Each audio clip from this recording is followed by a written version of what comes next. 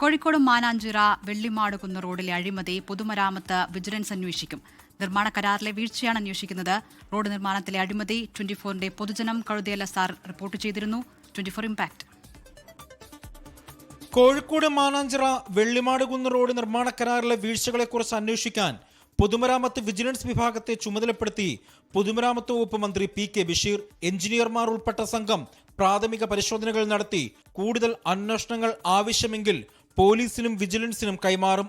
അതിനിടെ ആഭ്യന്തരമന്ത്രി രമേശ് ചെന്നിത്തലയ്ക്ക് ലഭിച്ച പരാതിയിൽ എഞ്ചിനീയർമാരുടെ സംഘം പ്രാഥമിക അന്വേഷണം നടത്തി വിജിലൻസിനും പോലീസിനും കൈമാറും. 5 വർഷം പ്രവൃത്തി പരിചയമില്ലാത്ത കമ്പനിക്ക് ടെൻഡർ നൽകിയ നടപടിയും ലൈസൻസ് നൽകാത്തതിന്റെ രേഖകളും കരാറുകാരന് പണം നൽകിയതിന്റെ രേഖകൾ പണിയുടെ നിലവാരം നിർമ്മാണം പകുതി പോലും പൂർത്തിയാകുന്നതിന് മുൻപ് 46.76 കോടി രൂപ നൽകിയതിന്റെ നിയമസാധുത, മാലാപ്പറമ്പ് വെള്ളിമാട് കുന്ന് 2ാം ഘട്ടത്തിൽ 52 കോടി കരാർ ടെൻഡറില്ലാതെ ഇതേ കമ്പനിക്ക് നൽകിയത് തുടങ്ങിയവയാണ് പരിശോധിക്കുന്നത്.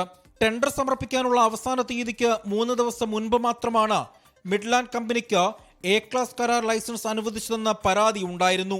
4 മാസം മുൻപ് മാത്രം കോർപ്പറേറ്റ് അഫയേഴ്സിൽ രജിസ്റ്റർ ചെയ്ത കമ്പനിക്കാണ് നേരിട്ട് A ക്ലാസ് ലൈസൻസ് നൽകിയത്. ഇതിന് പിന്നിൽ വൻ അഴിമതി ഉണ്ടായെന്നാണ് ആരോപണം. അജി കുഞ്ഞുമോൻ, 24 കോഴിക്കോട്. ലോകത്തെവിടെയായാലും ഏത് സമയത്തും 24 വാർത്തകളും ഓഗ്മെന്റഡ് റിയാലിറ്റി പാക്കേജുകളും എക്സ്പ്ലെയിനറുകളും വിശദമായി കാണാൻ ഞങ്ങളുടെ യൂട്യൂബ് ചാനൽ നിങ്ങൾക്ക് സബ്സ്ക്രൈബ് ചെയ്യാം.